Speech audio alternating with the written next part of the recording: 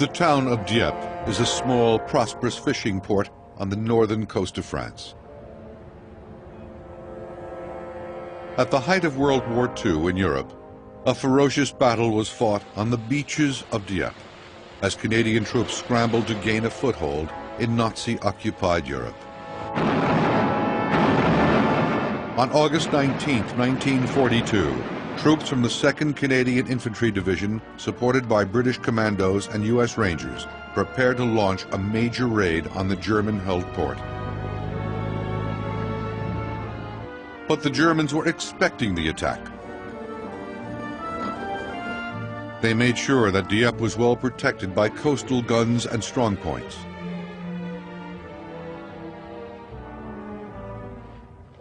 They were on the alert.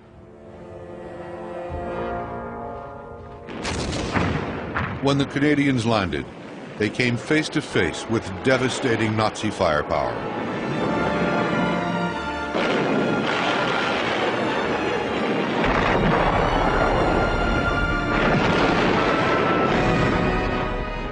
Hundreds of men were cut down before they even got off the beaches.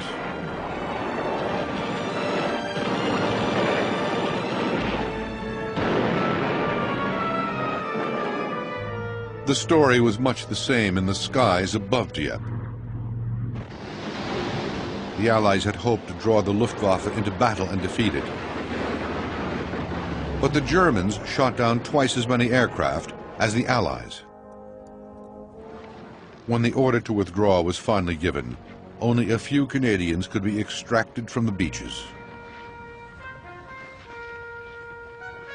Almost 2,000 were forced to surrender to the Germans.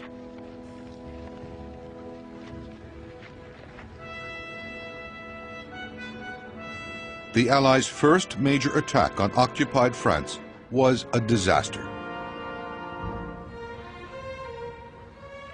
Even worse, Allied hopes that the Dieppe raid would relieve German pressure on Russia were sadly misplaced.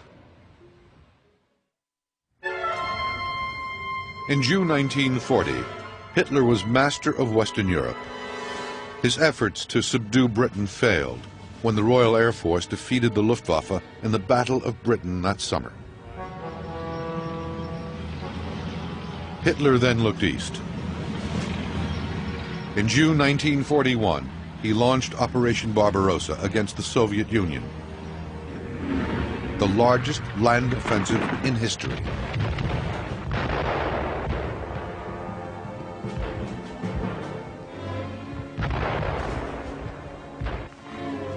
The armies of the Wehrmacht almost triumphed as they plunged deep into Russia.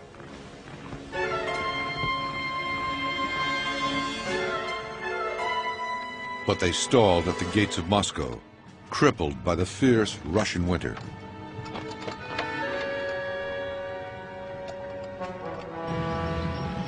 In the spring of 1942, the German offensive was renewed, and once again the panzers attacked the Russian heartland.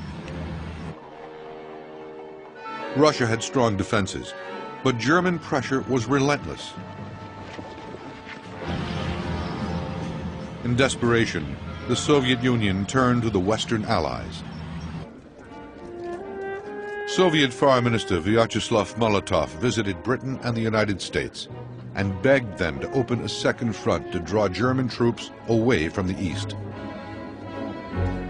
But at that time, the Western Allies were in no position to do so. When the U.S. finally entered World War II in December 1941, Britain's Prime Minister Winston Churchill and President Franklin Roosevelt agreed to direct their efforts toward defeating Germany rather than Japan.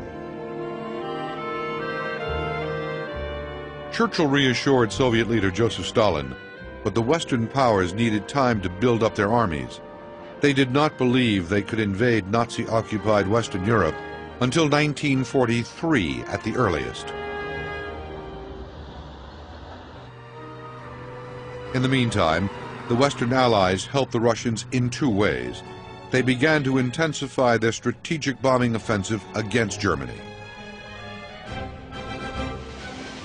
and British commandos conducted raids on the coast of Nazi-occupied Europe.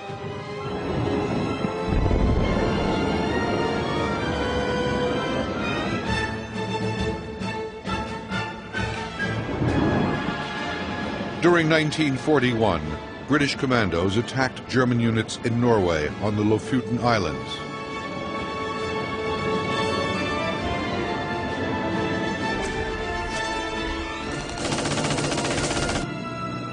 And at Vågsø on the mainland.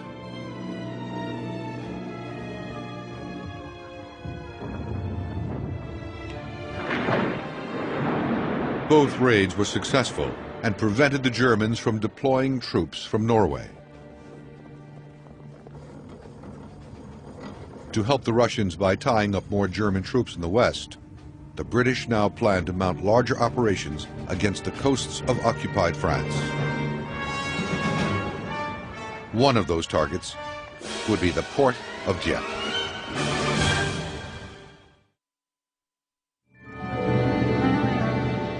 In 1942, Lord Louis Mountbatten was in charge of British raids on the coast of Nazi-occupied Europe. When the Prime Minister, Winston Churchill, appointed me as Chief of Combined Operations, he gave me two major tasks. First, to continue raiding operations with the commandos, and secondly, to prepare for the invasion of the continent itself, because he said, unless we land and beat Hitler's armies ashore, we shall never win the war. Mountbatten's headquarters also drew up plans for large-scale raids against the French coast to relieve German pressure on the Russians. One such attack was on the port of Dieppe. Codenamed Operation Ruta, it was to be a reconnaissance in force. Dieppe was a particularly attractive target because it was within easy range of fighters based in southern England. At the time, the German High Command was focused on Russia. France was regarded as a military backwater. The planners therefore believed that Dieppe was being defended by second-rate German troops who would not offer much resistance.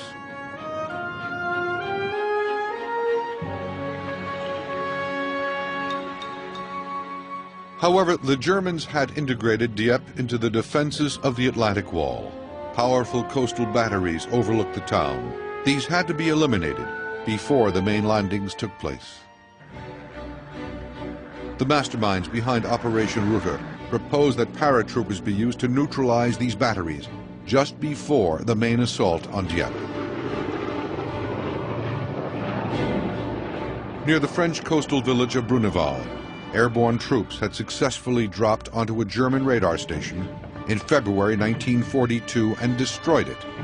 They were confident they could do so again. To further lower Dieppe's defenses, the Royal Air Force would mount a bombing raid before the Allied landing. These bombers would also attack targets further inland to prevent German reinforcements from reaching Dieppe. The Royal Navy agreed to provide fire support for the raiders.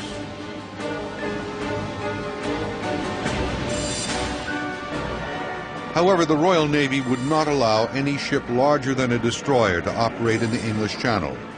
It had lost a number of ships to German air attack during the Battle of Britain in 1940 and considered the risk to its warships to be too great. It made no exceptions for Operation Ruta.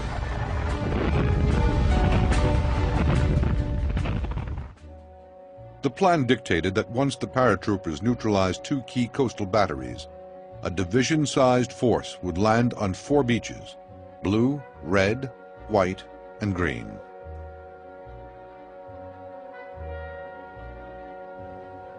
General Bernard Montgomery, the overall army commander in southeast England, decided to use the Canadian 2nd Infantry Division for the raid on Dieppe. He did so for a reason. The first Canadian troops had arrived in Britain in December 1939, but for over 2 years they had seen virtually no combat. They were bored and restless. Both General Montgomery and Canadian Prime Minister Mackenzie King wanted the Canadian troops to see action. The Dieppe raid appeared to be a good opportunity to test their training. The 2nd Canadian Division had spent several tedious months on garrison duty in Iceland before arriving in Britain in the summer of 1940. It had since been defending southern England against a possible German invasion. Though highly trained, by 1942 the troops became frustrated. Like other Canadian formations, they knew that troops such as the Australians, Indians, and South Africans had been fighting in North Africa since 1940. The Canadians wanted their chance. Major General John Roberts, a World War I artilleryman, commanded the 2nd Canadian Division. He selected 6 infantry battalions for the Dieppe raid: the Royal Regiment of Canada, the Royal Hamilton Light Infantry, the Essex Scottish, the South Saskatchewan Regiment, the Queen's Own Cameron Highlanders of Canada, and a French-Canadian unit, the Fusiliers Mont Royal.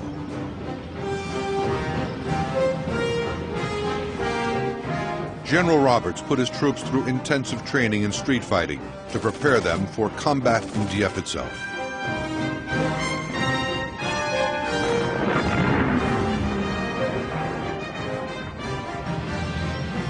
He also had an armored unit to provide close fire support on the beaches. This was the 14th Canadian Tank Battalion, equipped with a British Churchill tank.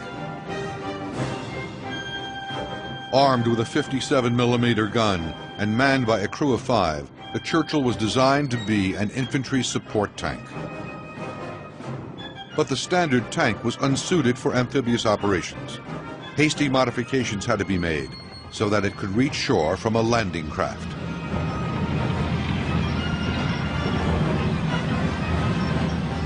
But getting onto the beach was just one of its challenges.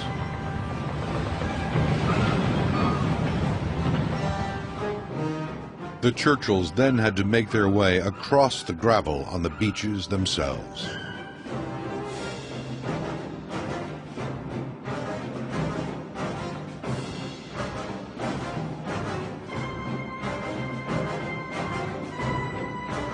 Finally, they had to go over the seawall to get into the town of Dieppe.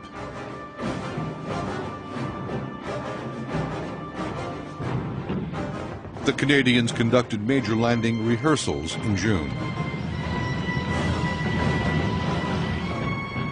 The first was a disaster, but the second showed improvement.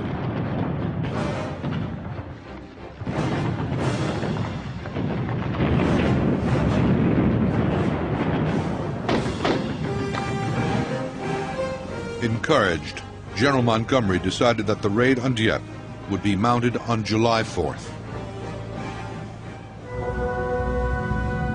But bad weather forced postponements. The Canadians became frustrated once again.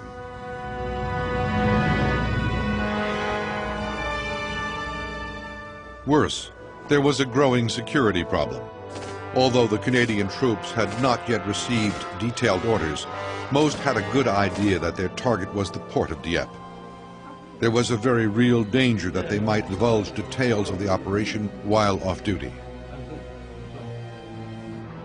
The concentration of landing craft in southern English ports could not be disguised from German air reconnaissance.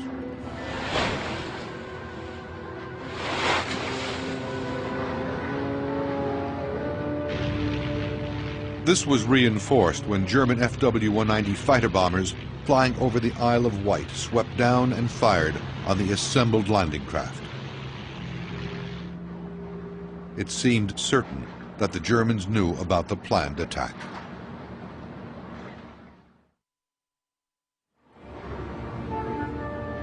The repeated postponement of Operation Rutter convinced many, including General Bernard Montgomery, that it had been compromised and that the raid on Dieppe should be cancelled. But Montgomery was then sent away from Britain to command the 8th Army in North Africa. Admiral Lord Louis Mountbatten, whose headquarters had planned the raid, insisted that the attack on Dieppe proceed. It would have a new code name, Jubilee. Mountbatten later said the British Chiefs of Staff gave verbal consent to proceed with the mission. It was not committed to paper to preserve secrecy. But a number of significant changes were made to the original plan. These included cancellation of the preliminary bombing attack on Dieppe for fear of unnecessary civilian casualties. The RAF also declared that because of the weather, it could not be sure of landing paratroopers close enough to neutralize the two key German coastal batteries. The airborne element of Operation Jubilee was therefore cancelled, but preventing the German batteries from firing on Allied amphibious forces at sea was still considered essential to the raid's success. British Army commandos were therefore selected for this mission.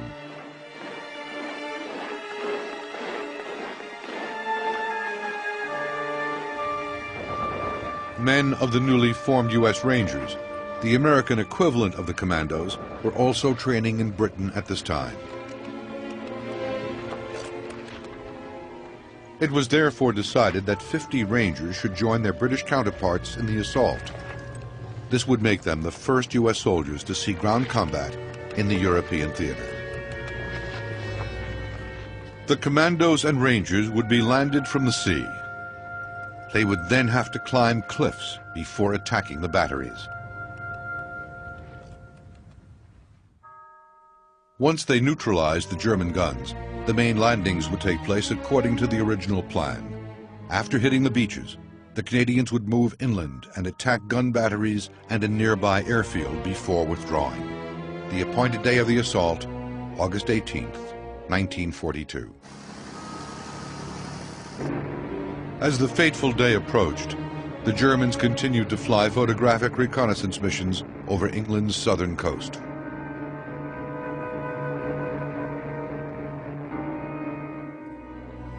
The photographs these sorties brought back made them even more certain that the British were about to mount an attack.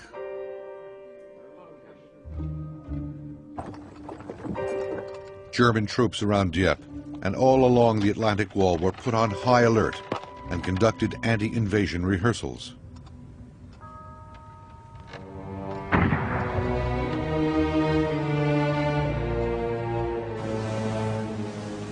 They also carried out live firing exercises on the beaches of Dieppe.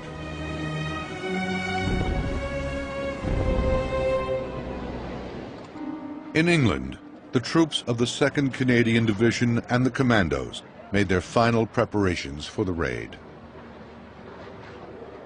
But on August 17th, just as they were preparing to sail, bad weather forced a 24-hour postponement. In the meantime, the RAF prepared its planes, determined to score a decisive victory over the Luftwaffe. 56 fighter squadrons would take part in the raid, including some from the United States 8th Air Force. On August 18th, Operation Jubilee was activated. Minesweepers began to clear a passage through the English Channel. That night, over 6,000 men, nearly 5,000 of them Canadians, set sail in 9 landing ships. Several of the ships were Channel ferries that once sailed the route from English ports to Dieppe. Shortly before 4 o'clock in the morning, the Allied naval force ran into a German coastal convoy. Both sides opened fire.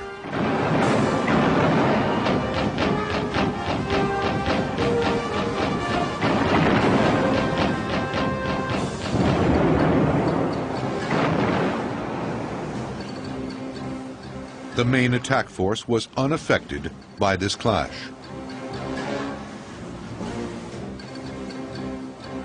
But the No. 3 Commando Unit, which was responsible for neutralizing the Western Coastal Battery, lost 6 landing craft, including 1 carrying its commanding officer. As a result, only 18 out of 300 men landed on the beach. Leading them was Major Peter Young, who would become one of the most highly decorated commandos of World War II. Their objective was known as the Goebbels Battery. It was named after the Nazi propaganda minister. Peter Young and his men landed shortly before dawn. They had to climb the cliffs below the Goebbels Battery. Young spotted a gully laced with barbed wire. It seemed to be the only way up the cliffs. The commando struggled painfully to the top of the gully.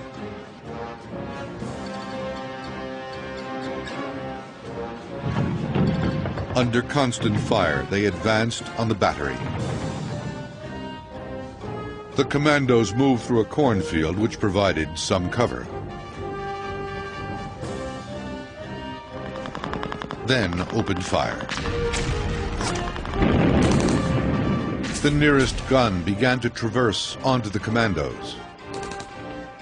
Peter Young describes what happened next. The Germans turned round the left-hand gun, number 4, and fired it straight at us. And there was a bloody great bang.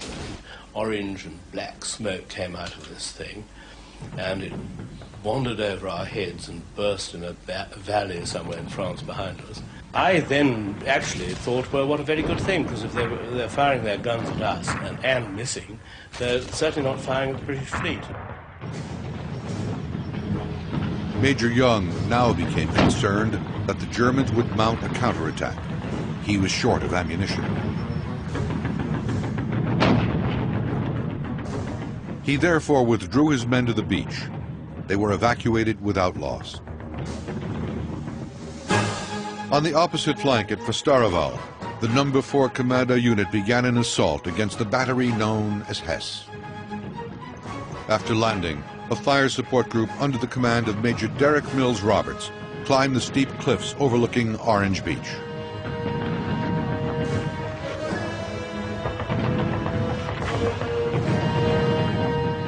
At the top of the cliffs, the commandos set up their support weapons to cover for a group that was attacking the battery. Sergeant Major Jimmy Dunning was in charge of the mortar. As soon as the signal came to fire, we opened up with the mortar. The first one fell a bit to the left, so we adjusted the angle of the mortar, and the second one went smack into the middle of the battery. We kept it at that angle. The next one, the third shot, actually hit the ammunition dump in the battery, and there was smoke and flames, and we knew we'd scored a bullseye. The rest of the No. 4 Commando unit destroyed the gun battery and killed approximately 150 Germans. 45 commandos were killed, wounded, or missing. The commandos had successfully completed their part in Operation Jubilee. The main assault on Dieppe was now up to the Canadians. On the morning of August 19, 1942, RAF and U.S. fighter pilots took off for Dieppe.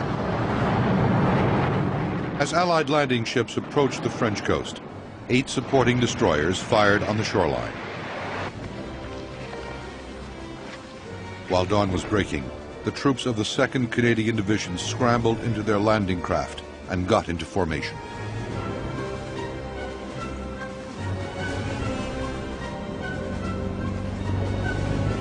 They then moved toward the beaches for the assault.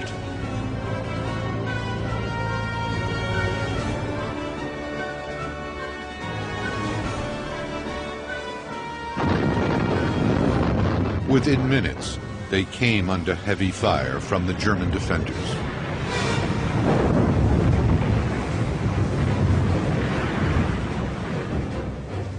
As day was breaking, medium RAF bombers crossed the English Channel to attack German positions in the Dieppe area. But the bombers avoided getting too close to the town itself for fear of inflicting civilian casualties.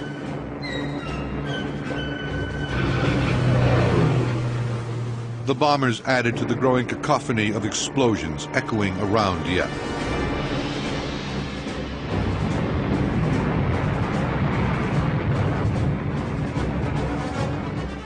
Under the cover of smoke, the landing craft closed in on the beaches of Dieppe.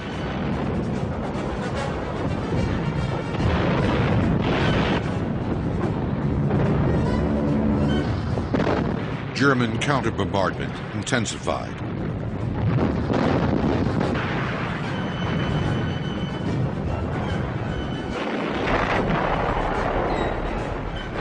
The landing craft came ashore at about 5 a.m. At Blue Beach, one survivor recalled his landing. The bows dropped in the ship, and we made a run for it. God, what a hell of a shock. There's bodies in the water, and where I particularly landed, the channel was red. And obviously you know why. Because in front of us, we seen a lot of the lads we knew in the other companies floating in the water. The beach was absolutely covered with wounded and dead. And there was only a handful at this wall. This wall went the whole length of the beach, and at the end of the wall, the beach came out on both sides. And above, when you looked up, on the left flank, there's pillboxes there. You looked over on your right, and there's pillboxes there, and they had a crossfire right across the beach. So even when you got to the wall, you were pinned down. Of the 554 men that landed on Blue Beach, 209 were killed and 262 were captured. The Germans had only 2 dead and 9 wounded. The headlands around the port were still under German control. The Allied landings were doomed. By now, German reinforcements were rushing to the coastline to contain the invasion force.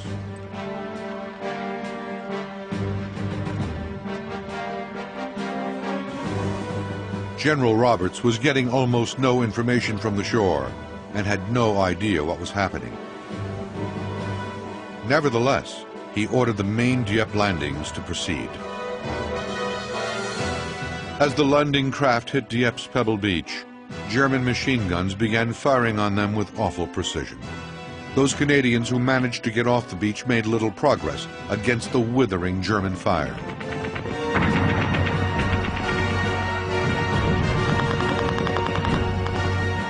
Tanks were the only fire support available, but they could not cope with the pebble beach. They became sitting ducks for the German gunners. Every single one was knocked out. The infantry was left with just their personal weapons in this increasingly lopsided battle.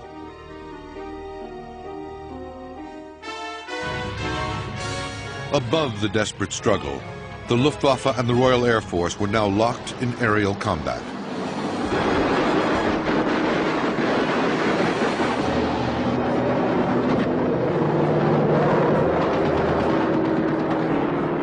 The Luftwaffe repeatedly attacked the naval force off Dieppe. The aerial battle was so fierce and closely fought that aircraft from both sides were shot down by the Royal Navy.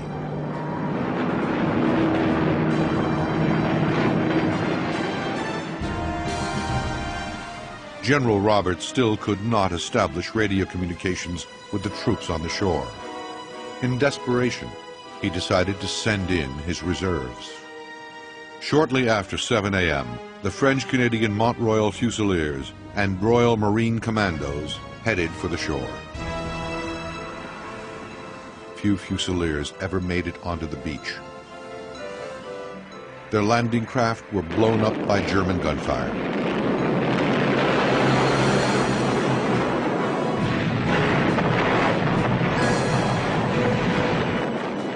Lieutenant Colonel Joseph Picton Phillips did not flinch when his Royal Marines were ordered into the attack, but as they approached shore, he realized the hopelessness of the situation. Wearing white gloves so his Marines could recognize him in battle, Colonel Phillips leapt onto the raised deck of his landing craft and signaled for the others to turn back.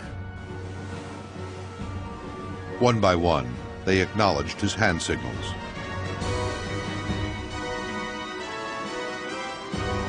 But German gunners had also seen them. Picton Phillips was mortally wounded, but saved his men from almost certain death.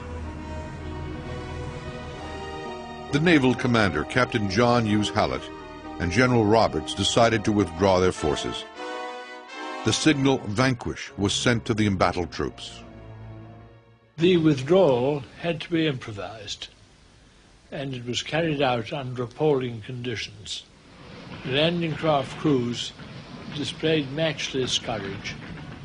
Many of them came alongside the destroyers, which remained close inshore throughout the withdrawal, and transferred their wounded, especially to the Kelpie. We took them down below. We put them on the mess deck until it was filled. We put them in the sick bay until that was full. And then we had no choice but to put them on the upper deck, just completely exposed to everything that came. And the point came when we had to put dead bodies on top of other dead bodies in order to make room on the upper deck to take still more wounded aboard. Fewer than 300 Canadian troops would be evacuated from the beaches at Dieppe. Those who had not been killed were forced to surrender. A Frenchman living in Dieppe at the time recalled, "And I saw them, the prisoners, you see, going through the street with their arm up. Some wear no trousers, naked, nothing at all, no shoes. They arrived at the hospital. I spoke to them there, and I went to the railway station. The corpses had been taken away in lorries, you see, by the Frenchmen, and put all together in heap, simply in heap. And the day after, that heap was covered with flour and letters from children writing, 'Thank you for what you have done. You are brave soldiers. We always remember.'" for the Canadians, surrender was the final insult of that disastrous day. Some regiments lost as many as 2/3 of their men in a matter of hours. In others, casualties happened in a matter of minutes. The heart was torn out of the 2nd Canadian Division.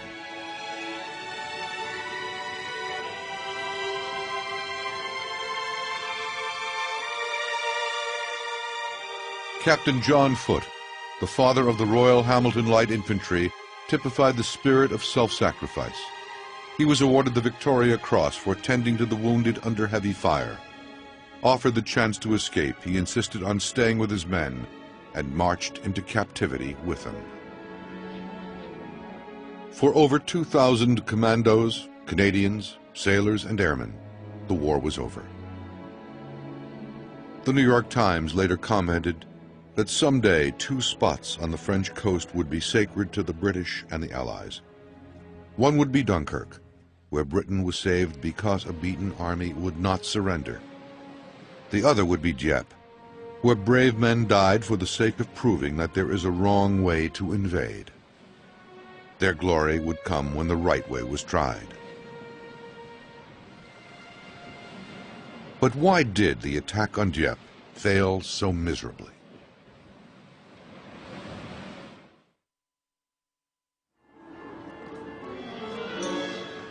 Of the almost 5,000 Canadians who took part in the Dieppe raid on August 19, 1942, fewer than 2,200 returned to England. Another 600 were wounded.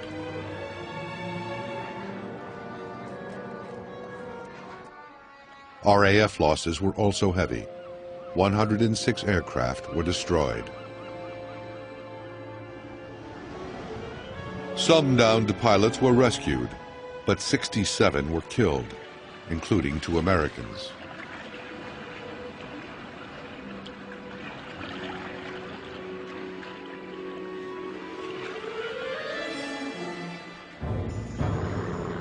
The Luftwaffe dealt the RAF the worst losses it suffered on any single day throughout the war.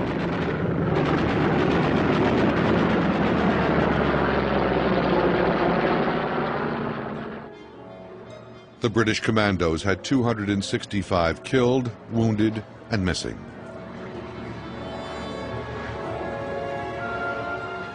The Royal Navy lost 550 men, as well as 1 destroyer and 33 landing craft. The 29 brand new Churchill tanks that landed at Dieppe were abandoned on the beaches, along with much other equipment. Overall, 1,027 Allies were killed and 2,340 were captured. This included the first American soldiers of World War II to die in combat in Europe. Germany lost 591 killed and missing. Dieppe gave them a propaganda coup, which they quickly took advantage of. They tried to impress the French with their invincibility.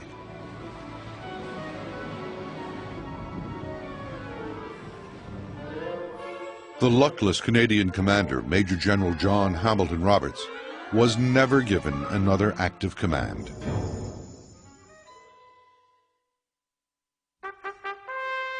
Corporal Franklin Coons of the U.S. Rangers was one of many who won awards for bravery at Dieppe. Admiral Mountbatten personally gave him the British Military Medal.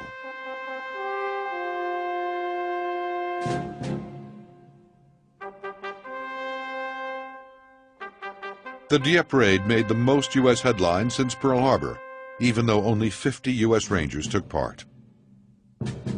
Nevertheless, Dieppe forged a lasting bond between the U.S. Rangers and British commandos. None of this disguised the fact that the Dieppe raid was a disaster. The reasons were not hard to find.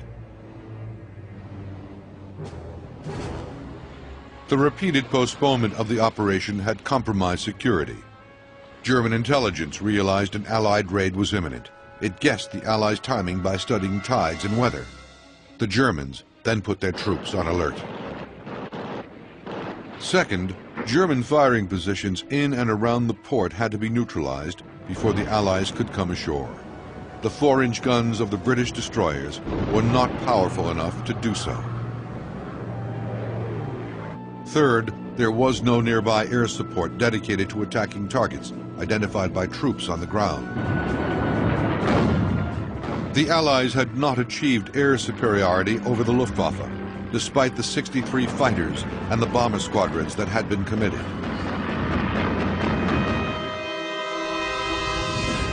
Fourth, the only fire support for the infantry came from the Churchill tanks of the 14th Tank Battalion. Of the 29 tanks that landed, most became mired on the steep pebble beach. Their tracks became impacted with stones.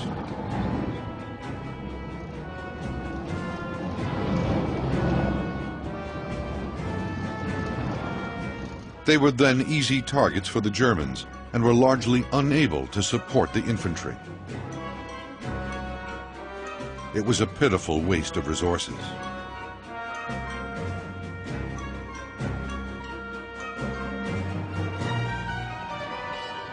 But of all the problems, the failure of command and control was the greatest.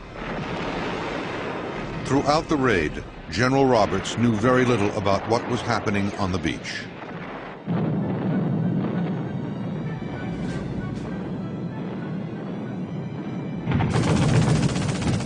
German snipers targeted his radio operators on the shore. Few survived the assault. With communications failing, it was almost impossible to coordinate the Allies' withdrawal. Casualties mounted relentlessly. The Allies realized that attacking a defended port was doomed to failure. These lessons were taken to heart and applied before the Allies returned to France at Normandy on D-Day, June 6, 1944. The Duke of Wellington said that the Battle of Waterloo was won on the playing fields of Eton. I say that the Battle of Normandy was won on the beaches of Dieppe. For every one man who was killed in Dieppe, at least 10 or more had their lives spared on the beaches of Normandy. Allied invasion forces would need a port for supplies and reinforcements. The open beaches of Normandy would not work. Captain Hughes Hallett, naval commander at Dieppe, came up with a solution.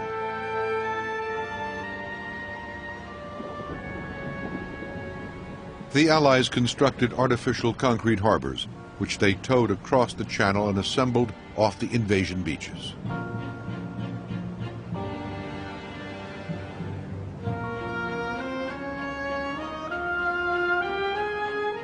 These massive structures were known as mulberry harbors.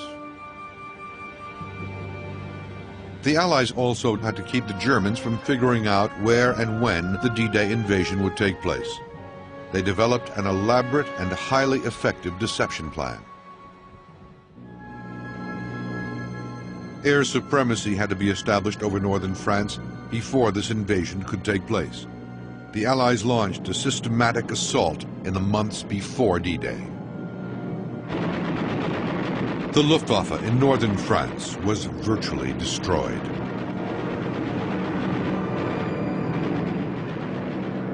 Air attacks on communications kept German reinforcements from reaching Normandy quickly once the Allies landed.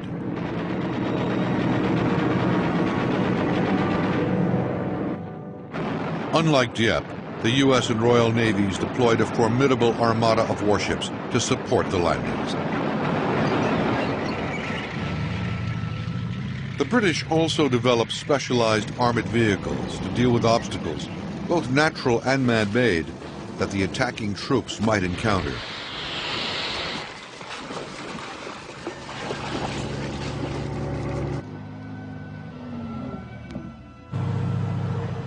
One known as the Ark was designed to get tanks over seawalls like those at Dieppe.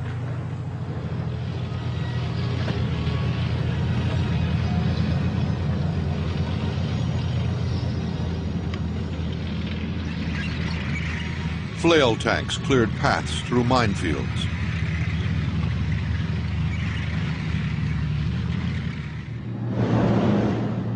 Flame-throwing tanks could subdue strong points.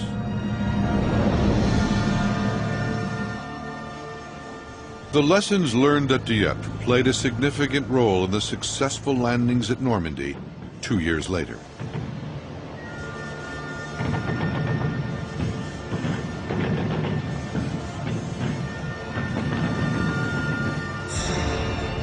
They were the key to defeating Nazi Germany.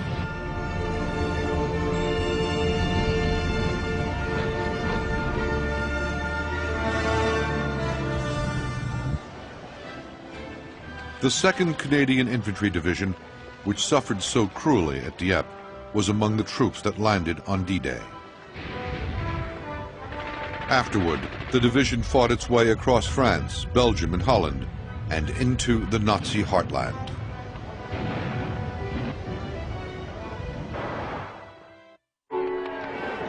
Their most satisfying moment came on September 1st, 1944.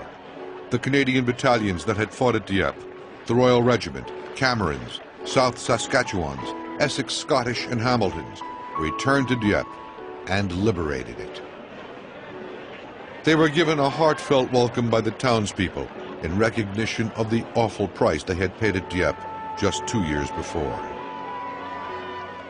The losses suffered by the Canadians during the raid on Dieppe remain controversial to this day. But in the words of Winston Churchill, Dieppe should occupy a place of its own in the story of war. Casualties alone should not classify it as a failure. The sacrifice of the brave men who fell was not in vain.